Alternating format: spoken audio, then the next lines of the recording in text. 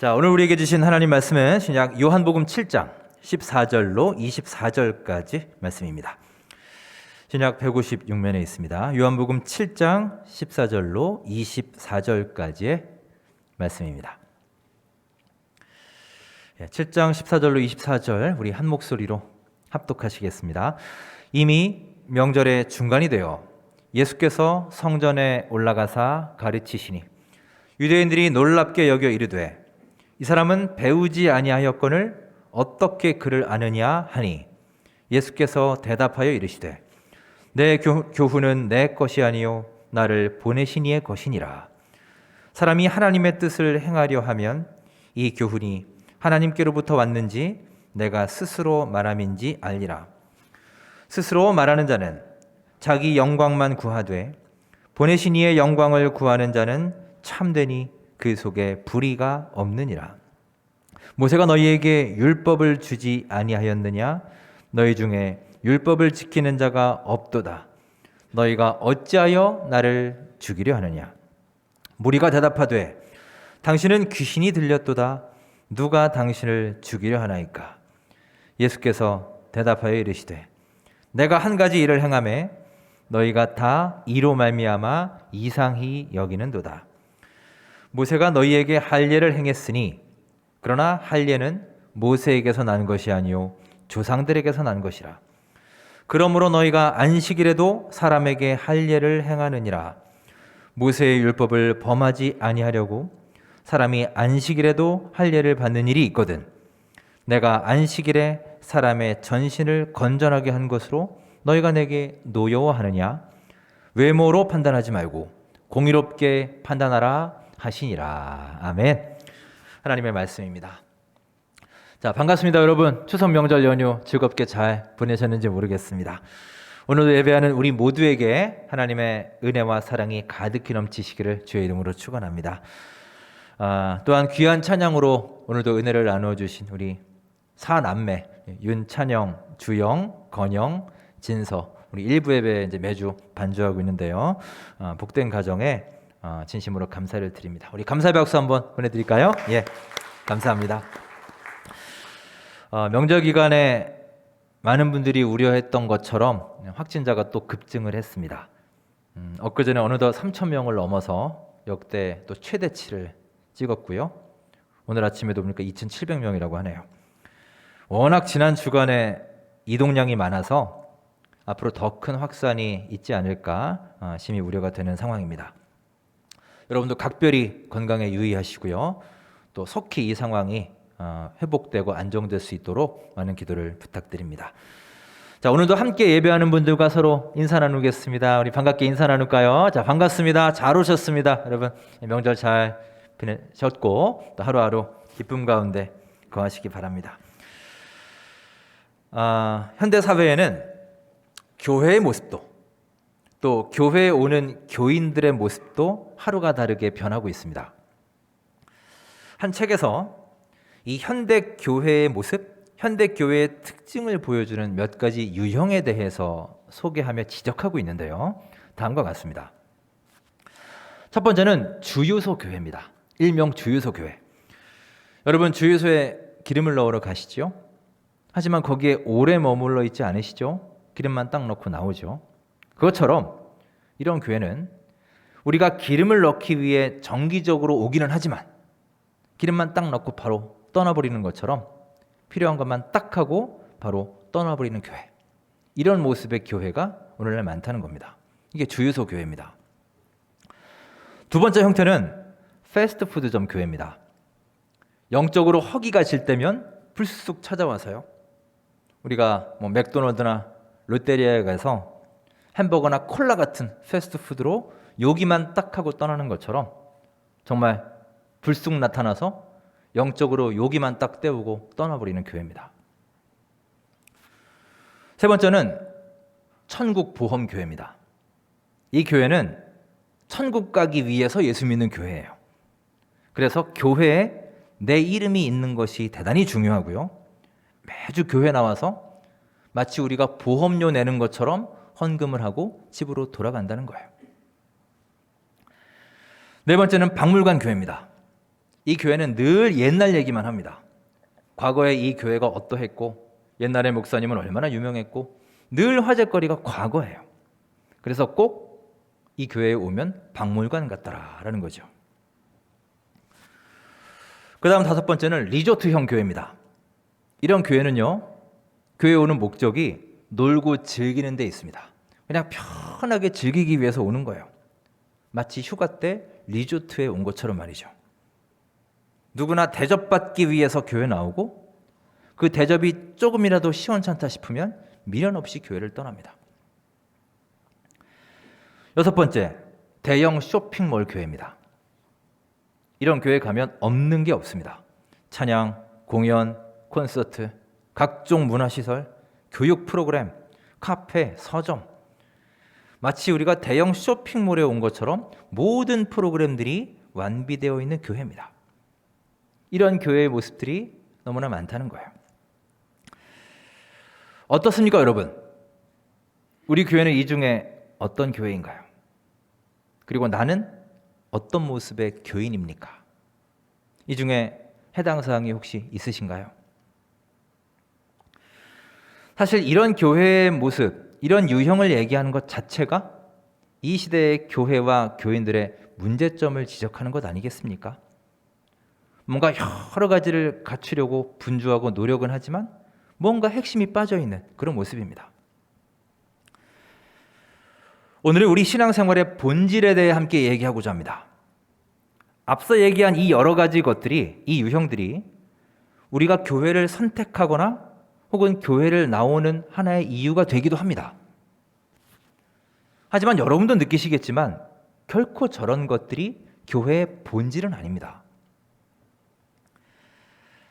한 선교사님이 어느 교회 부흥회 강사로 초청을 받아서 설교를 하게 되었습니다. 설교를 시작하면 이렇게 얘기하셨습니다. 오늘 저는 3대지 설교를 하겠습니다. 3대지 설교가 뭐냐면 쉽게 말하면 첫째, 둘째, 셋째 이렇게 설교하는 거예요. 그게 세 가지 대지를 가지고 설교하는 겁니다. 보통 목회자가 그렇게 많이 설교하죠.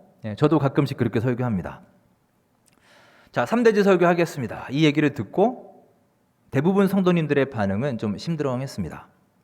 왜냐하면 부흥회라 좀 새로운 말씀을 기대를 했는데 너무 자주 들었던 방식인 거예요. 그래서 좀 식상하게 느꼈습니다. 자, 설교가 시작되었습니다. 첫 번째 대지는 이것입니다. 지금 이 순간에도 세계 약 20억의 사람들이 굶주려 죽어가고 있습니다. 자, 여기까지 딱 듣고서 벌써 교인들의 반응이 좀 시큰둥했습니다. 많이 들었던 얘기거든요. 그러면 그렇지. 또 선교사님이라고 하더니 당신 선교하는 현장이 어렵다는 얘기 하시는 거구나. 뻔한 얘기 하는구나 생각을 했죠. 이어서 말씀합니다. 두 번째 대지는 이것입니다. 그랬더니 사람들이 약간 놀랐습니다. 왜냐하면 설교 시작한 지 10초밖에 안 됐는데 벌써 첫 번째가 끝났고요. 두 번째라고 하시니 뭔가 좀 다르네 하면서 약간의 기대가 생겼습니다. 두 번째 대지는 여러분 중에 대부분은 이 사실에 20억 사람들이 굶어 죽고 있다는 이 사실에 조금도 관심이 없다는 이 빌어먹을 현실에 있습니다. 그러자 회중들은 여기저기서 수군대기 시작했습니다.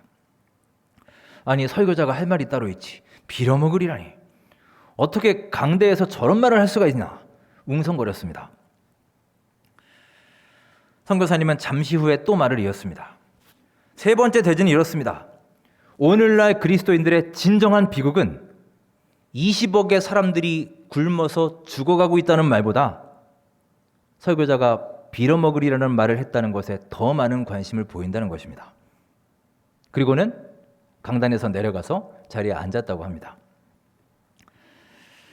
자, 이게 100% 사실인지는 잘 모르겠습니다. 약간의 과장이 있을 수도 있지만 어쨌든 불과 몇 분밖에 되지 않는 짧은 메시지였지만 그 자리에 함께한 여러 성도님들에게 어떤 설교보다도 강력한 임팩트와 도전을 남기는 그런 말씀이었다고 합니다.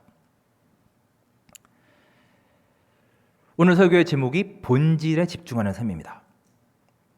오늘 요한복음 본문을 잘 보시면 사람들이 무엇에 관심하고 무엇에 집중하고 있는지를 볼 수 있습니다. 사람들은 많은 경우에 본질적인 것이 아니라 비본질적인 것에 더 많은 관심을 두고 있음을 볼 수 있습니다. 자, 먼저 오늘 7장 14절을 함께 읽으며 그 배경을 살펴보겠습니다. 7장 14절 있습니다. 시작. 이미 명절의 중간이 되어 예수께서 성전에 올라가사 가르치시니. 아멘. 예수님께서 성전에 올라가셔서 가르치셨다는 겁니다. 설교하셨다는 겁니다. 여러분, 예수님이 설교를 하신다고 생각해 보세요. 여러분, 예수님이 하시는 설교 한번 듣고 싶지 않으십니까? 저는 너무 기대되고 너무 궁금할 것 같아요. 예수님의 설교야말로 얼마나 은혜롭고 얼마나 힘이 있고 얼마나 감동적이겠습니까? 이것은 단지 저의 감정으로 하는 얘기가 아니라 실제로 그랬습니다. 성경에 그런 기록이 있습니다. 여러분, 유명한 오병이어의 기적 잘 아시죠? 우리는 그 오병이어 기적 사건의 결과를 잘 알고 있습니다. 그 결과에 집중한 나머지 놓치는 부분이 있는데, 자, 그 오병이어 사건이 왜 일어나게 됐나요? 그 시작을 거슬러 거꾸로 가보면요, 예수님으로부터 출발합니다. 예수님이 수많은 사람들 앞에서 설교를 하셨어요. 그런데 예수님의 그 설교 말씀이 너무나 좋았던 겁니다. 너무나 은혜롭고 너무나 달고 오묘했던 나머지 사람들이 3일 동안이나 그 설교를 듣다가 날이 저물게 되었습니다. 그렇게 은혜로운 설교였단 말이죠. 자, 그런데 오늘 본문에 보시면 예수님께서 예루살렘에서 설교를 하시는데 그때 사람들의 반응이 어땠습니까? 자, 15절 함께 보면서 그들의 반응을 살펴보겠습니다. 시작. 유대인들이 놀랍게 여겨 이르되 이 사람은 배우지 아니하였거늘 어떻게 그를 아느냐 하니. 아멘. 일단 유대인들이 보였던 첫 번째 반응은 놀람이었습니다. 그들은 은혜를 받은 게 아니라 놀랐어요. 왜 놀랐느냐? 은혜 받아 놀란 게 아니라 그 놀란 이유가 바로 그 다음에 나오죠. 이 사람은 배우지도 않았는데 어떻게 저런 학식을 갖추었을까? 사람들은 지금 뭐에 관심하고 있나요? 어디에 집중하고 있나요? 예수님의 학벌입니다. 저 사람 예수는 제대로 배운 적도 없는데, 어떤 학파에 속한 적도 없었는데 어떻게 저 사람이 설교를 하지? 심지어 어떻게 저렇게 은혜로운 설교를 하지? 그들은 본질이 아니라 철저하게 비본질에 집중하고 있습니다. 예수님의 그 은혜로운 생명의 말씀을 집중하면, 듣기만 하면 감동이 차고 넘칠 텐데 그들은 말씀에 집중한 게 아니라 전혀 본질적이지 않은 것. 저 사람은 학교 어디 나왔지? 듣자 하니 목수라고 했는데 저 사람 누구한테 배웠을까? 이것이 그 사람들의 관심사였던 것입니다. 그러니 말씀의 은혜를 받을 리가 있나요? 이게 그들의 모습이었어요. 이것뿐만이 아닙니다. 또 하나의 사건이 23절부터 나옵니다. 자, 23절 함께 읽겠습니다. 시작. 모세의 율법을 범하지 아니하려고 사람이 안식일에도 할례를 받는 일이 있거든 내가 안식일에 사람의 전신을 건전하게 한 것으로 너희가 내게 노여워하느냐. 자, 이 23절 후반부를 제가 새번역 성경으로 읽어드리겠습니다. 내가 안식일에 사람의 온 몸을 성하게 해주었다고 해서 어찌하여 너희가 나에게 분개하느냐라는 거예요. 이 말씀을 이해하려면 그 이전에 일어난 사건을 하나 봐야 되는데요. 어떤 사건이냐? 앞서 요한복음 5장에 보시면 예수님이 예루살렘에 올라가셔서 베데스다라는 연못가에 있는 38년 된 병자를 고쳐주신 사건이 있었습니다. 엄청난 기적 사건이죠. 자, 그런데 문제는 그 38년 된 병자를 예수님이 고치셨는데 언제 고치셨느냐라는 거예요. 언제 고치셨나요? 안식일에 고치셨다는 겁니다. 지금 그 얘기하고 있는 겁니다. 자, 이 사건을 보십시오. 이 기적 사건의 본질이 무엇입니까? 치유죠, 치유. 38년 동안 누워 있었던 병자가 치유받고 일어났습니다. 아마 그 사람은요, 새 생명을 얻은 것과 다름이 없었을 거예요. 앞으로 새로운 삶을 살 것입니다. 얼마나 놀라운 일이고 얼마나 감사한 일인가요? 그런데 참으로 이상하게도 사람들은 이 치유 사건에 집중하지 않습니다. 이 와중에 사람들은 뭐에 집중하고 있느냐? 그가 안식일에 병자를 고쳤다라는 거죠. 저 사람 안식일법 위반이요. 지금 이러고 있는 겁니다. 정말 기가 막힌 일 아닌가요? 오죽하면 예수님이 너무나 마음이 상하셔서 너무 답답해서 이렇게 말씀하십니다. 24절에 보세요. 자, 24절 함께 있습니다. 시작. 외모로 판단하지 말고 공의롭게 판단하라 하시니라. 공의롭게, 공정하게, 제대로 좀 판단하고 살아라 말씀하시는 거예요. 저는 언제부턴가 이 말씀을 볼 때마다 이렇게 생각나는 것이 있습니다. 영화의 한 장면이 떠오릅니다. 그림 보실까요? 우리 몇 년 전에 나왔던 여러분 곡성이라는 영화 보셨나요? 그 영화에서 엄청난 화제가 되었던 명대사가 있죠. 저 사진에 있는 그 김환희라고 하는 아역 배우가 했던 대사죠. 저기 적혀 있죠? 예, 무엇이 중원디? 전라도 사투리를 좀 잘해야 되는데 제가 잘 못합니다. 무엇이 중원이냐고. 여러분, 저는 이 기사를 보면 저 말이 떠올라요. 지금 딱 이 상황 아닌가요? 예수님이 사람들에게 정말로 해주고 싶으신 말씀이 저거 아닐까요? 도대체 너희는 뭐가 더 중요한 것이냐? 왜 너희들은 진짜로 중요한 것, 사람이 회복되고 치유받고 일어난 사건에는 집중하지 않고 전혀 본질적이지 않은 것, 안식일에 병 고쳤다. 왜 여기에 그리 목숨을 걸고 있느냐라는 말씀이죠. 여러분, 사실 이 시대에 많은 사람들이 이런 관심사를 가지고 살고 있습니다. 지금 예배하는 우리 안에도 역시 이런 모습이 있지 않을까요? 우리는 성경 속에 이 사람들을 보면서 비판도 하고 욕을 하기도 하지만 정작 나는 지금 무엇에 집중하며 살고 있습니까? 안타깝게도 이 시대의 그리스도인들 역시 비본질적인 것에 집중할 때가 너무나 많은 것 같습니다. 가령 한 사람의 성도를 볼 때에도, 또 교회를 판단할 때도, 목회자를 볼 때도 여러분의 판단의 기준은 과연 무엇입니까? 정말로 우리는 본질에 집중하고 계십니까? 예전에 제가 서울에서 사역할 때 이제 우리 교단은 아니고요. 제가 사역하던 교회와 아주 가까운 이웃에 있는 한 교회에서 일어난 일입니다. 그 지역에 소문이 쫙 났었어요. 그 교회에 위기가 몇 번 있었습니다. 예전에 건축하면서 한번 시끄러웠던 적이 있었고요. 알게 모르게 교회 내에 이제 이렇게 파가 갈려져 있었어요. 결국 그 교회가 깨지고 말았습니다. 그런데 그 교회가 분열되게 된 결정적인 이유가 뭔지 아십니까? 그 이유가 참 기가 막힌 이유입니다. 바로 이 앞에 있는 이 피아노 때문이에요. 그랜드 피아노. 예전에 그 교회 장로님이 그 피아노를 기증하셨는데요. 원래 그 피아노가 이제 이 설교 강대상이 있는 그 층에, 같은 층에 있었습니다. 근데 이제 언젠가 우리 좀 예배당을 새롭게 대대적으로 이렇게 변화시켜 보자, 새롭게 꾸미자라는 의견들이 나와서 리모델링을 하게 됐어요. 근데 이제 그랜드 피아노가 워낙 크니까 이게 앞에 꾸미려고 해도 공간이 안 나오는 거예요. 뭘 할 수가 없습니다. 그래서 어쩔 수 없이 이제 그 피아노를 아래로 내렸어요. 어느 날 그 장로님이 그걸 본 겁니다. 그리고 난리가 났습니다. 왜 강대상에 있는 피아노를, 하나님의 성물인 피아노를 누구 마음대로 내리고 옮기느냐, 이렇게 됐고요. 또 이제 그 장로님하고 친하신 분들이 있을 거 아니에요. 그분들이 다 들고 일어났습니다. 근데 또 반대쪽에서 가만히 있지 않죠. 그래서 아주 대판 싸움이 붙었습니다. 안 그래도 위태위태하던 교회가 결정적으로 그 피아노 위치 때문에 그야말로 폭발하게 되었고요. 결국 그 교회가 갈라지게 되었습니다. 일부는 옆에 있는 교회로 갔고요. 일부는 아예 교회를 떠나버렸고 일부는 거기에 또 남아있게 됐습니다.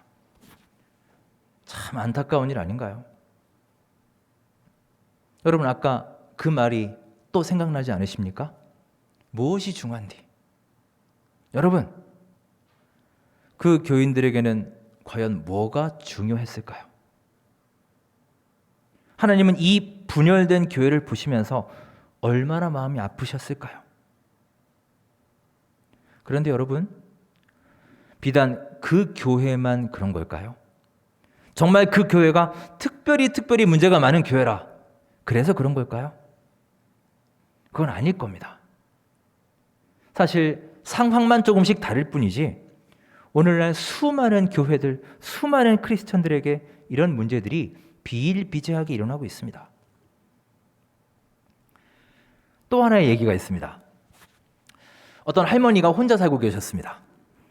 혼자 사니까 너무 외로우신 거예요. 그래서 말동무를 할 수 있는 애완동물을 하나 키우면 좋겠다 생각을 하시고 앵무새를 키우기로 하셨어요. 말을 해야 되니까요. 그 새를 파는 가게에 갔습니다. 이 가게에서 제일 말을 잘하는 앵무새를 주세요 하고 새장과 함께 앵무새 한 마리를 샀습니다. 그런데 이 할머니가 다음 날 가게에 다시 오셨어요. 왜 그런가 했더니 앵무새가 말을 안 해요 그러십니다. 그러자 주인이 그럼 할머니 여기 그네를 하나 사다가 달아줘 보세요. 새가 그네를 타다 보면 기분이 좋아져서 말을 할 겁니다. 그래서 할머니는 그네를 사서 설치해 주었습니다. 그런데 다음 날에 할머니가 또 왔습니다. 아직도 앵무새가 말을 안 해요. 주인이 미안해지기 시작했어요. 그러면 새장에다가 사다리를 하나 달아주시죠. 새가 사다리를 오르락 내리락 하다 보면 또 기분이 좋아져서 말을 하는 경우도 있습니다. 또 사다리를 사다가 달아줬습니다. 다음 날에 또 할머니가 오셨습니다. 그네도 있고 사다리도 달아줬는데 아직도 새가 말을 안 해요. 주인이 이제 너무 미안해서 할머니 그러면 거울을 한번 달아주시죠. 거울 제가 드릴 테니까 이 거울 달아놓으면 새가 그 거울을 보고 말을 하는 경우가 있습니다. 또 거울을 갖다가 달았습니다. 조그만 새장 안에 이제 그네도 있고 사다리도 있고 거울까지 달아놨습니다. 이제 없는 게 없어요. 그런데 다음 날 할머니가 또 찾아왔습니다. 이번에는 기운이 하나도 없는 목소리로 새가 죽었어요 이러십니다. 주인이 너무 미안해서 할머니 정말 죄송합니다. 그런데 정말 그 새가 죽을 때까지 마지막까지 아무 말도 안 하던가요? 그러자 할머니가 대답합니다. 아니요. 마지막에 죽으면서 딱 한마디를 하더군요. 뭐라고 하던가요? 주인이 물었습니다. 할머니 말씀이 새가 말하기를 그 가게에는 먹을 건 안 팔던가요? 하면서 죽었답니다. 여러분, 할머니는 새가 말을 하게 하려고 그네도 사주고 사다리 달아주고 거울도 달아줬는데 정작 가장 필요한 것, 먹을 것을 안 줬던 겁니다. 여러분, 이 이야기가 말하는 바가 무엇일까요? 저는 오늘날의 교회도 이럴 수 있다고 생각합니다. 교회에다가 여러 가지 좋은 것들을 다 갖다 놓을 수 있죠. 그네도 놓고 사다리도 놓고 거울도 설치할 수 있습니다. 좋은 건물도 짓고 최고의 시설을 갖출 수 있어요. 좋습니다. 하지만 여러분, 그럼에도 불구하고 그 많은 것들이 갖추어졌어도 그곳에 하나님의 말씀이 없으면, 즉 말씀의 양식이 없으면요, 어떻게 됩니까? 영혼이 죽는 것입니다. 죽는다는 거예요. 사랑하는 여러분, 우리의 신앙생활에는 이렇게 본질이 중요함을 기억하시기 바랍니다. 우리가 예수님 잘 믿으면, 우리가 하나님을 잘 섬기면 하나님이 주시는 복 받습니다. 그렇죠? 여러분도 그렇게 믿으시죠? 그런데 여러분, 하나님이 우리에게 주시고자 하는 그 본질적인 복이 과연 무엇일까요? 그 본질적인 복, 가장 본질적인 복, 우리가 여기에 집중하고 살면요, 우리가 신앙생활하면서 웬만해서는 시험 들지 않습니다. 쓰러지지 않아요. 자, 하나님이 우리에게 주시는 가장 기본적이고 본질적인 축복이 무엇입니까? 우리의 영혼이지 않습니까? 여러분과 저, 우리 모두의 영혼이 잘 되고 우리가 생명을 얻는 복인 줄 믿습니다. 우리의 영혼이 구원받는 거예요. 그게 가장 본질적인 복입니다. 우리가 너무나 잘 아는 찬송가도 있죠. 내 영혼이 은총 입어 중한 죄짐 벗고 보니 슬픔 많은 이 세상도 천국으로 화하도다. 하나님의 크신 은혜를 힘입어서요, 내 중한 죄를 사함받았습니다. 얼마나 감사한 일인가요? 그렇게 구원을 얻고 생명을 얻었어요. 그런데 여러분, 하나님이 주신 그 수많은 복들 중에서 우리가 비본질적인 것에 집중할 때, 그럴 때 우리는 자주 시험에 들고 넘어지는 겁니다.